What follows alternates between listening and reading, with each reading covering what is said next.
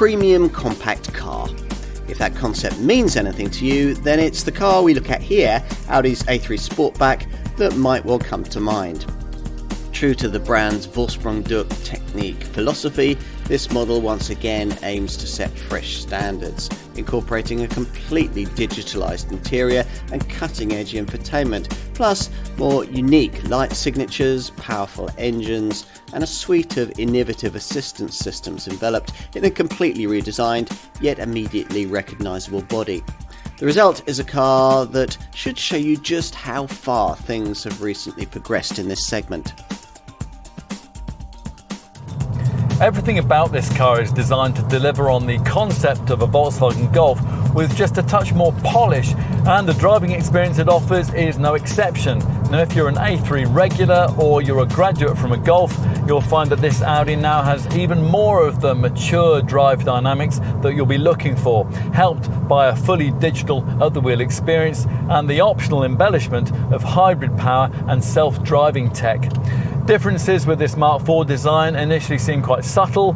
They're primarily centered around slightly sharper steering and handling, which is now a little more responsive. That's thanks to a wider track and to the introduction of a modular dynamic handling control system, which, based on steering movements, predictively coordinates interplay between all the car's dynamic systems, rather like a conductor with an orchestra, so the car can always be one step ahead of the drive inputs that you want to make. As before, you'll need to avoid the lowest powered petrol and diesel variants if you want the brand's suppler and more sophisticated multi-link rear suspension setup. Ah yes, engines, well, they've evolved too. The two volume petrol units, 110 PS 1 litre 3-cylinder, and the 150 PS 1.5 litre 4-cylinder power plant we're trying here, both get Audi's latest mild hybrid MHEV electrified tech, provided you've ordered them with the 7-speed S-tronic auto transmission that most A3 folks seem to want. That MHEV setup sees an integrated 48-volt BAS belt alternator starter generator powering a 12-volt main electrical setup in which a 48-volt compact lithium-ion battery in the boot stores energy harvested via a KERS, kinetic energy recovery system.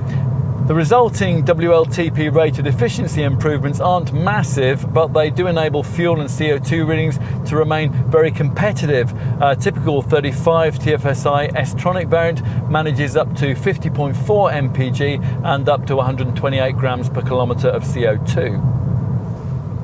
If you don't care about Friends of the Earth, you can do better with the alternative conventional 30 TDI diesel model, of course. That now develops 116 PS and it uses a larger, more efficient 2-litre unit with the brand's latest twin dosing tech. There is also a 150 PS 2-litre 35 TDI model option. The better eco-minded alternative, though, is the 40 TFSI-E plug-in hybrid, which mates a 150 PS 1.4 litre TSI petrol engine to a 6-speed DSG auto gearbox. The combination works with an 85 kilowatt electric motor powered by a 13 kilowatt hour lithium-ion battery, which, when it's fully charged, can offer a WLTP rated all-electric driving range of up to 41 miles. If you prioritise performance, you're more likely to be drawn to the S3 Quattro Hot Hatch, which, as before, uses a 310 PS 2-litre TFSI turbo petrol unit. That's now exclusively mated to S-tronic paddle shift automatic transmission. Audi talks of the way that this 4th generation A3 styling has been revolutionised, and that's something that designer Immo Redeker is very enthusiastic about. Now, these days the range is primarily based around this 5-door Sportback body shape. The only other option is a saloon, and that has been given a rather more athletic stance and a slight size increase this time around. The front end has a good deal more overtaking presence thanks to sculpted angular full LED headlamps with lighting signatures that reflect the trim level chosen. Here, 2 vertical LED lines are meant to emphasise S-line sportiness. So, an evolved exterior, but what's it like inside? Well, unlocking the car can now be activated by your smartphone if you happen to have an Android device and you pay extra for the optional Audi Connect key. In the past, the cabin experience is what sold A3s. Up front, there's a more immersive style of ergonomic design this time around, in the way that these air vents combine with the instrument binnacle and the manner in which the central screen and the redesigned climate controls just below have been canted towards the driver. Now, a lot of effort has gone into visually emphasise both the width and the spaciousness of this cabin, most notably with precise horizontal lines and surfaces. Not all of it is smoke and mirrors. The seats have been set a little lower to improve headroom, plus there is also slightly more shoulder room too. And you're going to really like the quality and the classy design on show here. Things like the hexagonal contrast stitching on the dash top and this striking line of vents on the passenger side here with this smart curved trim strip below. Now, earlier we mentioned the screens. Here they represent what Audi calls a new level of digital technology. This 10.25-inch virtual cockpit instrument binnacle display is now standardized, and it works in concert with this 10.1-inch MMI Navigation Plus center stack monitor. Now, this central screen is now based on an MIB3 modular infotainment platform, offering 10 times the computing power of the previous setup, and it has a vastly improved intuitive voice control system. Plus, this MMI system is permanently connected to the internet with high-speed access via an embedded eSIM, which means you can create in the car a Wi-Fi hotspot and access things like online music streaming, online traffic information, and hybrid radio.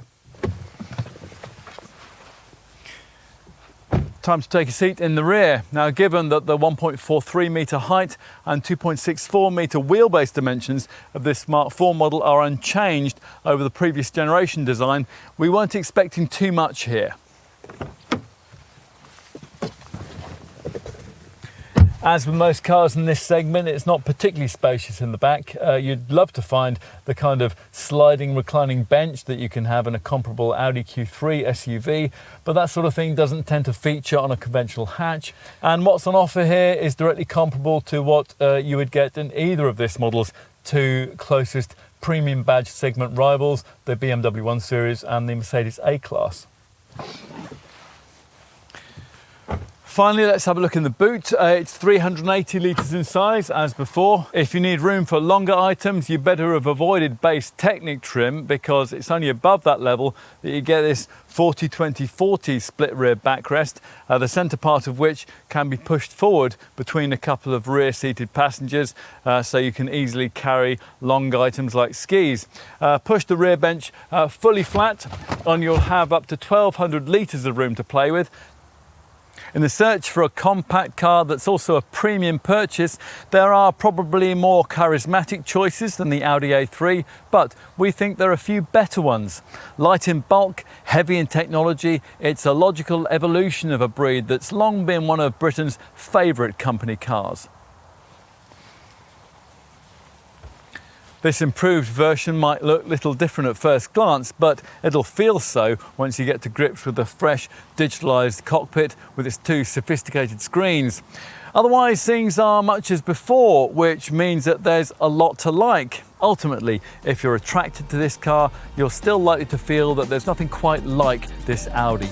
Cool, classless and clever, it remains desirably definitive.